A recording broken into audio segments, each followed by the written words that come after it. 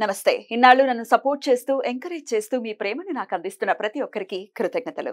అలాగే ఈ వీడియో కూడా ఖచ్చితంగా మీకు ఉపయోగపడుతుంది. లైక్, షేర్ అండ్ సబ్స్క్రైబ్ చేసి మీ సపోర్ట్‌ని నాకు అందించండి. అలాగే ఈ వీడియో పట్ల మీకున్న అభిప్రాయాన్ని కామెంట్ సెక్షన్‌లో కామెంట్ చేసి తెలియజేయండి. ఇప్పుడు వీడియోని చూద్దాం.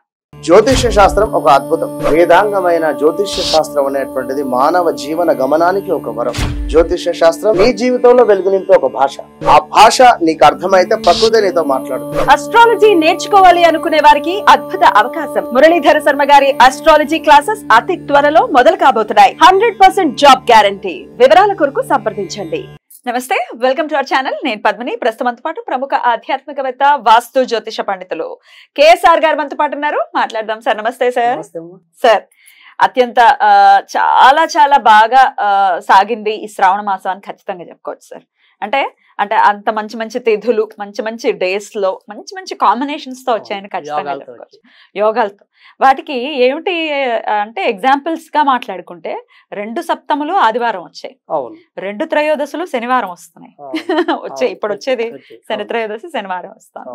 అలాగే పౌర్ణమి అమావాస్య సోమవారం పౌర్ణమి, ఇప్పుడు సోమవతి అమావాస్య కూడా రాబోతోంది.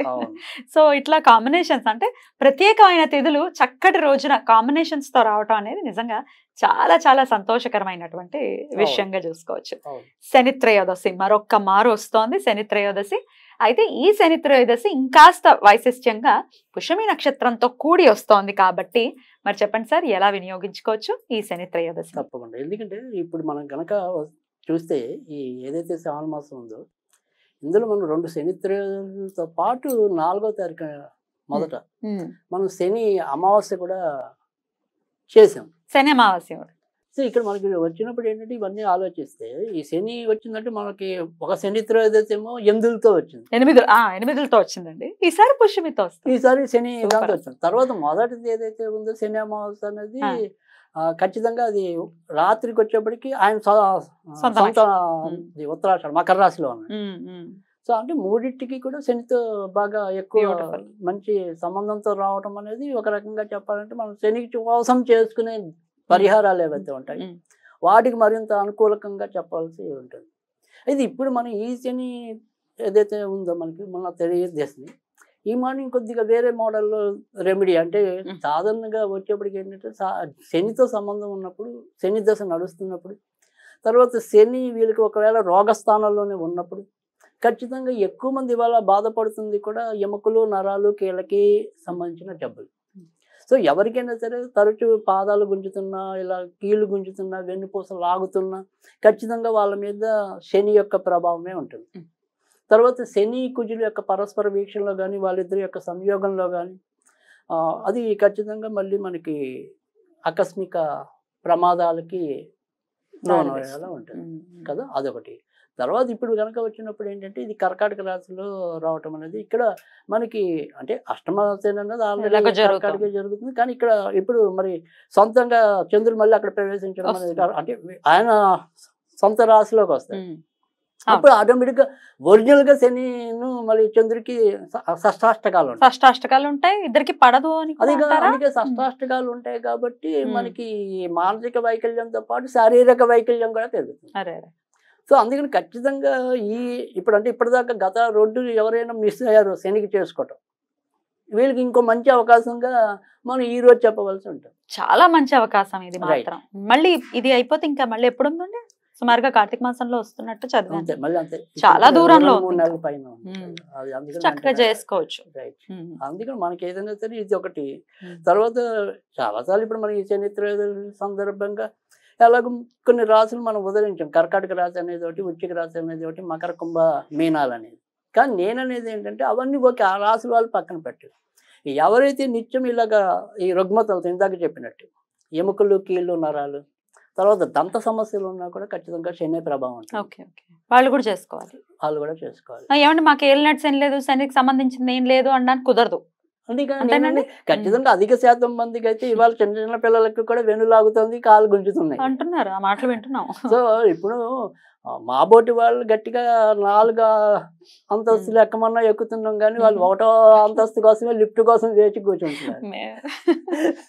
సో అంటే అలాంటి శారీరక పరిశ్రమకి అలసిపోతున్న generation. Correct correct sir. So అందుకని ఖచ్చితంగా నేను అనేది ఏంటంటే, మీరు గతం చేసింది వేరు, ఇప్పుడు ఆరోగ్యము దీనికోసం ఎక్కువ శ్రద్ధ తీసుకోండి అంటున్నా. సో దానికోసం ఈసారి రెమెడీ చెప్పడం అనేది తప్పకుండా సార్. రైట్.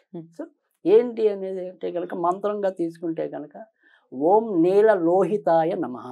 నీల లోహితాయ నమః. బా, పేరు ఎంత బాగుంది. శివుడికి శనికి కాంబినేషన్ అది. సో అందుకని దాన్ని నీల లోహితాయ నమః అనాలి. సో మరి శివుడిని కూడా మనం ఆయనకి ఏమంటాం, శని కంట్రోల్ చేసే వాళ్ళు ఆంజనేయుడు మనకి శివుడే ప్రముఖ పాత్ర వహిస్తారు. సరే కొన్ని కాంబినేషన్లో వెంకటేశ్వర స్వామి అనేది ఉంటుంది, అయ్యప్ప స్వామి అనేది కూడా ఉంటుంది. అవి ఎప్పుడైనా ఇంకో సందర్భం వచ్చినప్పుడు నేను చెప్తాను. బట్ ఎక్కువ శాతం ఫాలో అవ్వాల్సింది అయితే మాత్రం శివుడును ఆంజనేయుడు. సో ఈ నీలలోహితాయ నమః అనేది శివుడి నుంచి పుట్టింది. సో ఖచ్చితంగా ఇది ఎవరైనా సరే వాళ్ళ శక్తి అనుసారం అనేది నీలలోహితాయ నమః, నీలలోహితాయ నమః అనేది ఇది ఎలా చేయాలి. ఇంటూ శివుడి పొట్టు అంటే ఎలాగో శనిది ఉండదు కాబట్టి శివుడి పొట్టు అనేది పెట్టండి. ఇప్పుడు మనం ఎలాగైతే ఈ శ్రావణ మాసంలో బియ్య పిండితో జ్యోతులు వెలిగిస్తాము, తెల్ల నువ్వుల పొడి అనేది దాంతో మనం దీపం ఏమంటాం జ్యోతిలాగా తయారు చేయాలి. ఎలా అయితే చనివిడికి మనం చేస్తామో సేమ్ అదే కొద్దిగా మనం చేస్తే మెత్తపడుతుంది. నువ్వుల్ని మిక్సీలో వేసేసి చేసుకోవచ్చా అంటే ఇప్పుడు మనం చాలా మంది ఇప్పుడు నువ్వు పొడి చేసే వాళ్ళు కూడా ఉంటారు, కొంతమంది ఆడవాళ్ళకి అది బాగా ఇష్టంగా తింటాం అనేది కూడా ఉంటుంది. సో ఆ నువ్వు పొడి అనేది ఇంకా కొద్దిగా ఏమంటాం మెరక ఉండొచ్చు, ఇది ఇంకొద్దిగా స్మూత్ గా పడతాం. స్మూత్ గా ఉన్నా కూడా ప్రమిద అవుతుంది. ఆ ప్రమిదలు అది వాళ్ళ ఇష్టం, వాళ్ళ ప్రమిదికి వీలుగా చేసుకోవటం అంతవరకు. ఓకే. సో అలా 8 పెట్టాలి. 8 ప్రమిదలు చేసుకుని అది. సో 8లో 8 ఒత్తులు వెలిగించాలి. ఒక్కో దాంట్లో 8 ఒక్కొక్క దాంట్లో ఒకటే మొత్తం 8 ఒత్తులు అయిపోతాయి. ఓకే. అది లేదు ఇంకా వాళ్ళ ఓపిక ఉందంటే ఇదే 8లో మనం 19 ఒత్తులు పెట్టడం. అంటే ఆయన సంవత్సరాలు 19 కదా. సో ఆ 8ని 19 ఒత్తులు ఇవి 8లో సర్దాలి. అలా చేసుకోవచ్చా? అంతే. 3 దాంట్లో 2 దాంట్లో అది వాళ్ళ ఇష్టం, వాళ్ళ వీలుని బట్టి మొత్తం సంఖ్య అయితే 19 ఉండాలి. రైట్. సో లేదా 8 ఉండాలి, ఒక్కొక్క దాంట్లో ఒక్కొక్కటి. ఇది సింపుల్ చాలా. సో అలా చేసి ఆ రోజు మనం ఏదైతే మరి శివుడికి దగ్గర కూర్చుని సాధారణంగా నేను చెప్పేది ఏంటంటే, ఎప్పుడైనా సరే శివుడికి చేసేది కానీ తర్వాత శనికి చేసేది కానీ ఇలా తామస దేవతలకు ఎప్పుడైనా సరే సాయంకాలం అయితే కనుక మరింత శీఘ్రంగా ఫలించడానికి ఉంటుంది. ఓకే. సో అలాగ పొద్దున కుదరని వాళ్ళు సాయంకాలం, ఒకవేళ పొద్దున కుదిరితే ఓకే చేసుకోండి. అంటే మాకు సాయంత్రం కుదరదు, మాకు డ్యూటీ ఇప్పుడు కొంతమందికి రకరకాల షిఫ్ట్లు ఉంటాయి కదా, 2 నుంచి అర్ధరాత్రి దాకా పనిచేసేవాడు ఒకడు ఉంటాడు, అర్ధరాత్రి నుంచి పగల దాకా చేసేవాడు ఒకడు ఉంటాడు, ఇలా 3 రకాల షిఫ్ట్లు ఉంటాయి. సో అందుకని ఏ షిఫ్ట్లో వాళ్ళకి వీలుగా చేయడం అనేది ఇంకొద్దిగా ఇంపార్టెంట్. ఈ చేసే దాంట్లో ఇంకా ప్రాధాన్యత కావాలంటే కూడా ప్రదోష సమయం ఈవినింగ్ 6 o'clock. రైట్. అది వాళ్ళ ఇష్టం. ఇంకా ఇందులో ఏదో ఒక ప్రొసీజర్ అయితే ఖచ్చితంగా చేయండి. చేసి ఈ రకంగా దీపాలు పెట్టండి. ఈ దీపాలు పెట్టాక మరి శివుడికి ఏమి నివేదన చేయాలి. సో శివుడికి ఏం నివేదన చేయాలి అంటే కనుక దొరికితే సపోటా పళ్ళు నివేదన చేయండి. ఒకవేళ దొరక్కపోతే అంటే సపోటాలు మరి కొన్ని ప్రాంతాల్లో దొరకచ్చు, కొన్ని ప్రాంతాల్లో దొరక్కపోవచ్చు. మనకు ఆల్మోస్ట్ అలా హైదరాబాద్లో అంటే ఏ సీజన్లో అయినా అన్నీ దొరుకుతాయి, కానీ అలా అందరికీ దొరకకపోవచ్చు. ఒకవేళ దొరకకపోతే మా ప్రశ్న ఏంటి అంటారు కదా. సో అలాంటి వాళ్ళు ఏం చేయాలి అంటే కనుక ఖచ్చితంగా చిమ్మిలు ఉండే నివేదన చేయాలి. సో అవి 8 ఉండలు చేయాలి. తర్వాత ఈ ఉండలు ఏం చేయాలి అంటారు మళ్ళీ. తినాలి లేదా చిమ్మిలి ఉండలు తినడం అనేది కొంతమందికి ఇష్టం ఉండొచ్చు, కొంతమందికి ఇష్టం ఉండకపోవచ్చు.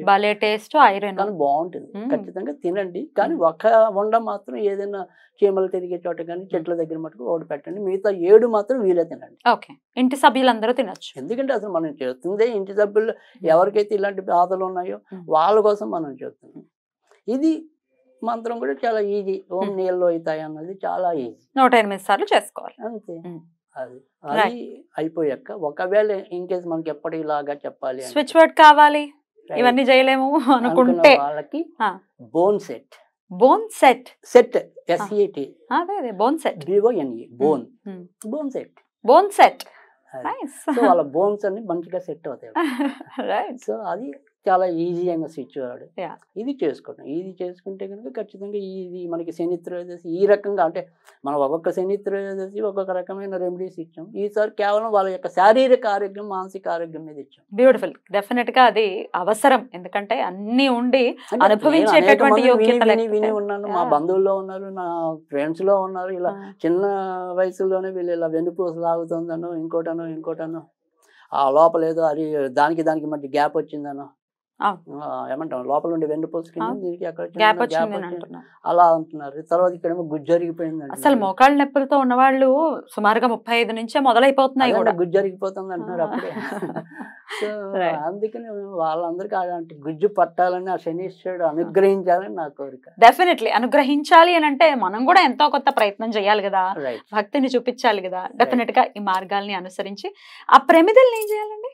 ఆ తర్వాత మనం నిర్మాల్యంలో చేసేది నీళ్ళల్లోనా? నీళ్ళలో కలిపేసి అదొక తేలిక అసలు అదే నీళ్ళని మళ్ళీ చెట్లకు పోస్తే మంచిది అని. ఓకే, అదే ఒక నీళ్ళలో వేసి కరిగిపోయిన తర్వాత చెట్లకు పోసేయచ్చు. పోస్తే మంచిది అని. Okay, right. అద్భుతం అండి, చాలా బ్యూటిఫుల్ గా ఎక్స్ప్లెయిన్ చేశారు. కృతజ్ఞతలండి, నమస్కారం.